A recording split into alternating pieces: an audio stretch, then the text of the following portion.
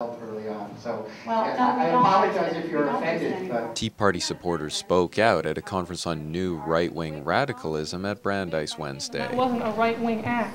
What was the trigger? What did it set off? Assuming you would consider Tim McVeigh to be part of the extreme right, that people like know. Okay. Conservative radio host Michael Graham had helped to stir the cauldron earlier in the week. The irreverent pundit blasted the university and the Boston Herald and elsewhere over a link on the conference website that appeared to connect right-wing radicalism to a recent Tea Party rally in Boston. It didn't help that the poster for the event featured a swastika, leading Graham to wonder why the growing Tea Party movement was being compared to neo-Nazis and other extreme right-wingers. Attendees jammed a secured room in the used-on student center, but the furor had already died down by the start of the conference. After receiving complaints, the poster had been taken down, the offending internet link was removed, and a statement was posted on the conference website apologizing for the misunderstanding.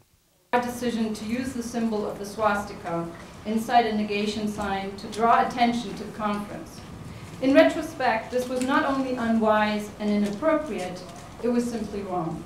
Chip Burleigh, the left-leaning journalist whose informative 10-minute talk was entitled From Tea Parties to Armed Militias, made it clear that he had respect for the fledgling populist movement and that any extreme right-wing comparisons were utterly unwarranted. This is a movement made up of a lot of other movements that came together out of anger and exasperation.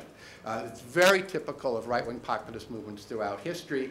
It hasn't gelled yet as a social movement. So people who say they know what this movement is and where it's heading don't know what they're talking about. No one at Brandeis and no panelist here today, including me, ever meant to suggest that the Tea Party movement was the equivalent of the Nazi Party.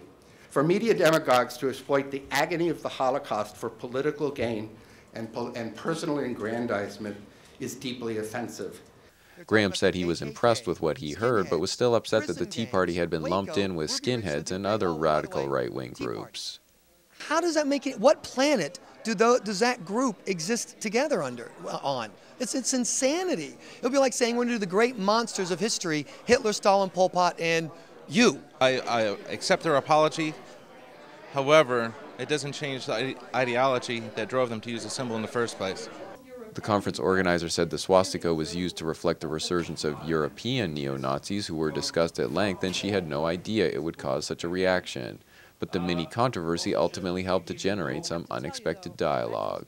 I'm almost glad it happened because we had this way a conversation between these two polarized ends of the spectrum, very left-wing people, very right-wing people, talking about what that really means. For Waltham Newswatch, this is Chris Wangler.